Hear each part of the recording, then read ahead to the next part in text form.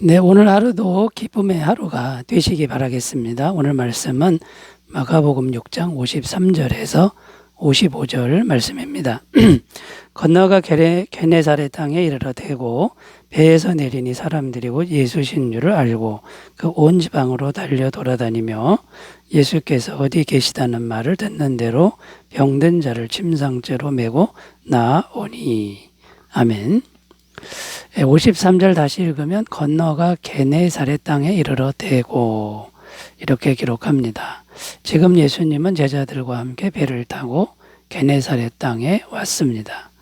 그런데 이 게네사렛 땅에서 엄청난 치유의 기적이 일어났다고 증언합니다. 56절 끝부분에 보면 손을 대는 자는 다 성함을 얻으니라 이렇게 증거하고 있습니다.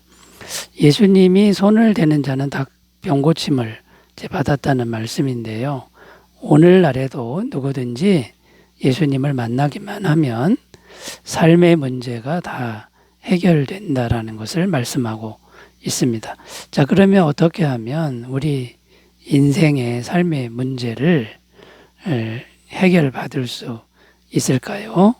예수님을 만나야 되는데 우리는 어떻게 예수님을 만날 수 있는 것일까요?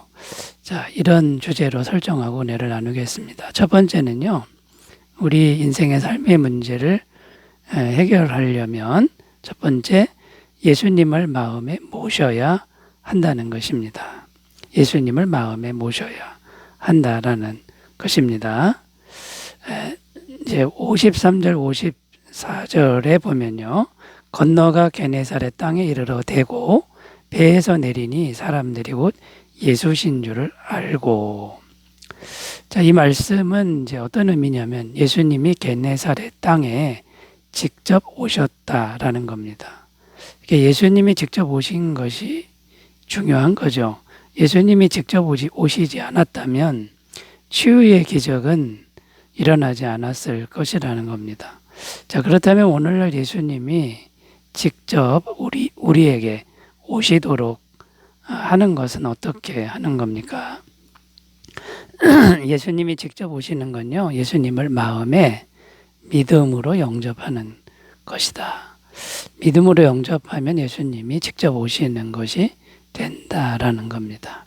예수님이 육체로 계실 때는 예수님이 직접 그 몸을 가지고 가셔야 했지만 오늘날에는 믿음으로 마음에 영접하면 어떤 사람에게든지 영으로 들어오신다라는 겁니다.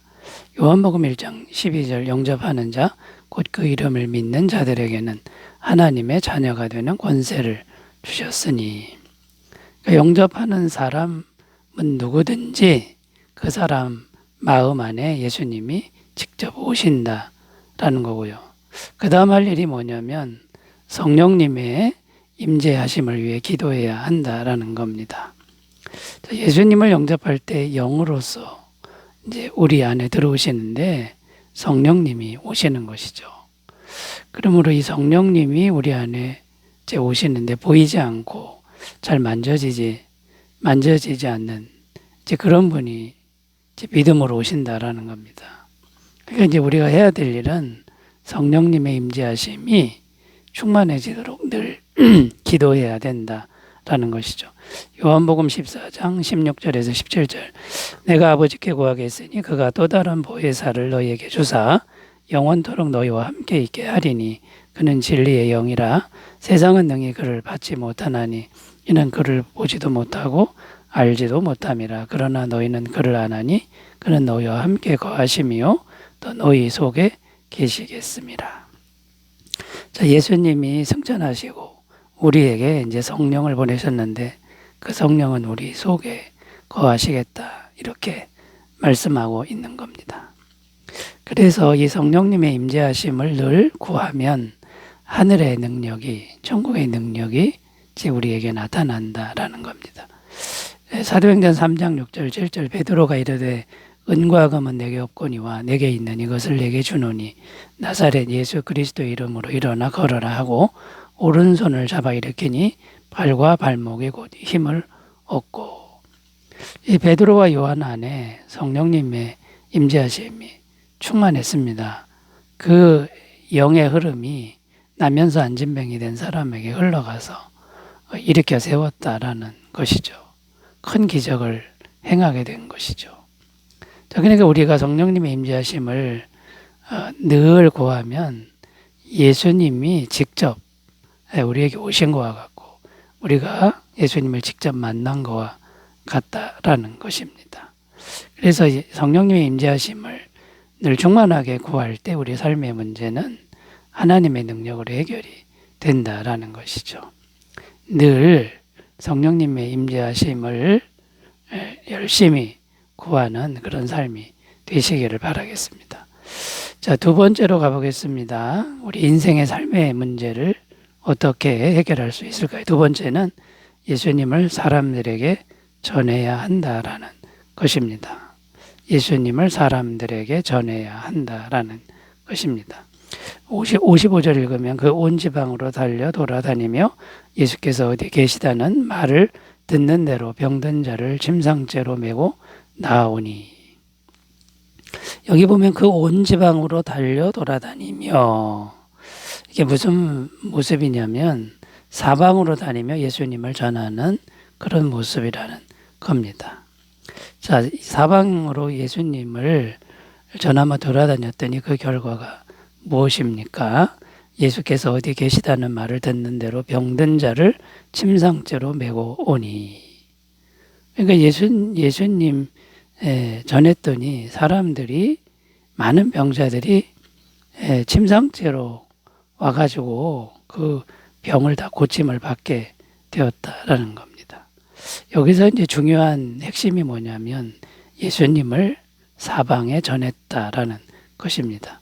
만약 예수님을 전하지 않았다면 사람들은 몰랐을 것이고 사람들은 예수님께 오지 않았을 것이다라는 겁니다.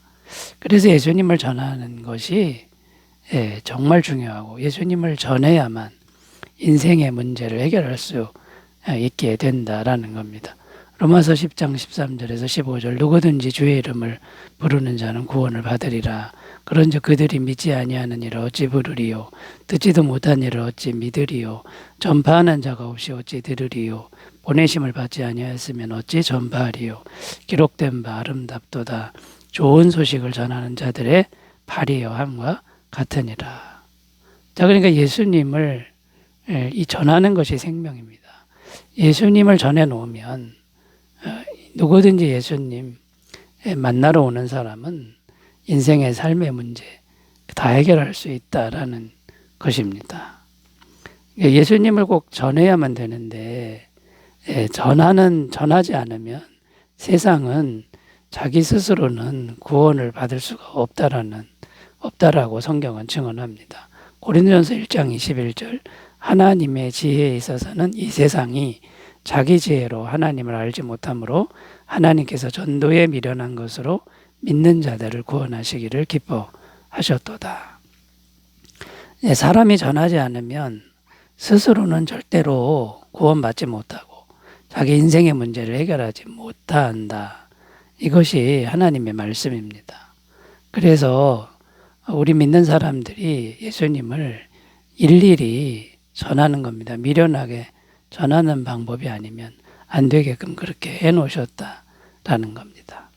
자, 그러므로 여러분 삶의 문제를 해결하는 데 있어서 정말 중요한 것, 예수님을 전하는 것이다 라는 것을 우리가 꼭 기억하시고 때를 얻든지 못 얻든지 항상 예수님을 말하고 전하는 그런 복된 삶이 되시기를 바라겠습니다. 자, 세 번째로 가보겠습니다. 우리 인생의 삶의 문제를 어떻게 해결받을 수 있을까요? 세 번째는 예수님께 있는 모습 그대로 기도해야 한다라는 겁니다. 예수님께 있는 모습 그대로 기도해야 한다라는 것입니다. 55절입니다. 그 온 지방으로 달려 돌아다니며 예수께서 어디 계시다는 말을 듣는 대로 병든 자를 침상째로 메고 나오니.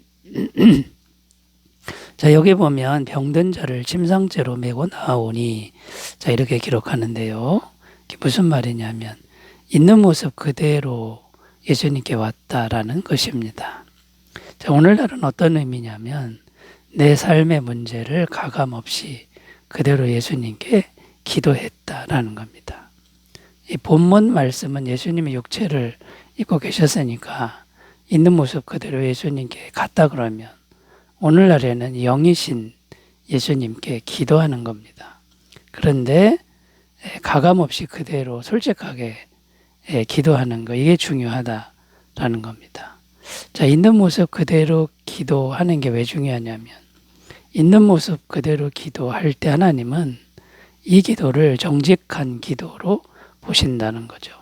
잠언 15장 8절입니다. 악인의 제사는 여호와께서 미워하셔도 정직한 자의 기도는 그가 기뻐하시느니라. 자, 정직한 자의 기도는 기뻐하신다. 이 사람이 정직해야 기뻐하신다 그 뜻이 아니라 있는 대로 그대로 가감없이 아뢰는 기도가 정직한 자의 기도입니다. 그러면 그걸 기뻐하신다라는 거고요. 또 삶의 문제를 가감없이 그대로 기도해야, 그래야 그게 예수님께 맡기는 것이 되고 그래야 예수님이 능력을 베푸실 수 있다라는 겁니다. 요한일서 1장 7절 그가 빛 가운데 계신 것 같이 우리도 빛 가운데 행하면 우리가 서로 사귐이 있고 그 아들 예수의 피가 우리를 모든 죄에서 깨끗하게 하실 것이요. 여기 빛 가운데 행하면 우리를 깨끗하게 하신다 이렇게 되어 있는데 이 빛 가운데 행한다라는 게 착한 일만 하라 이런 뜻이 아니라 빛 가운데 나의 죄와 더러움을 다 드러내는 걸 의미합니다. 그러니까 솔직하게 다 드러내는 그런 기도. 이 기도가 정말 중요한 기도라는 것이죠. 마가복음 10장 51절 52절 예수께서 말씀하여 이르시되 내게 무엇을 하여 주기를 원하느냐 맹인이 이르되 선생님이여 보기를 원하나이다.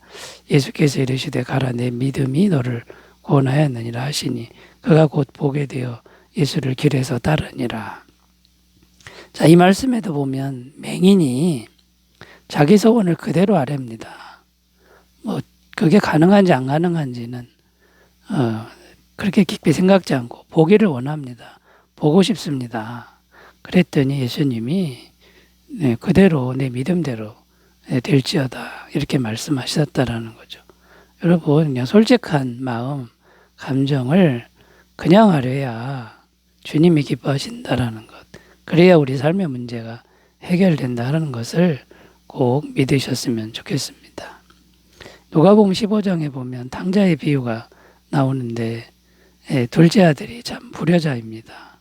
아버지의 유산을 미리 챙겨가지고 외국에 가서 다 허비했는데 이 둘째 아들이 잘한 건 아무것도 없는데 솔직한 모습 그대로 아버지에게 돌아갔다는 겁니다. 그랬더니 모든 것이 그 즉시로 회복되었다라는 것이죠. 누가복음 15장 20절 22절 이에 일어나서 아버지께로 돌아가니라. 아직도 거리가 먼데 아버지가 그를 보고 측은히 여겨 달려가 목을 안고 입을 맞추니 아들이 이르되 아버지 내가 하늘과 아버지께 죄를 지었사오니 지금부터는 아버지의 아들이라 일컬음을 감당하지 못하겠나이다 하나. 자, 여러분 우리가 있는 모습 그대로 늘 주님께 기도하는 삶이 되시기 바라겠습니다. 기도합니다. 하나님 아버지, 우리의 인생의 문제가 아무리 많더라도 정직하게 주님께 아뢰므로 해결받게 하옵소서. 예수님의 이름으로 기도드립니다. 아멘. 주의 은혜 충만하시기 바라겠습니다. 감사합니다.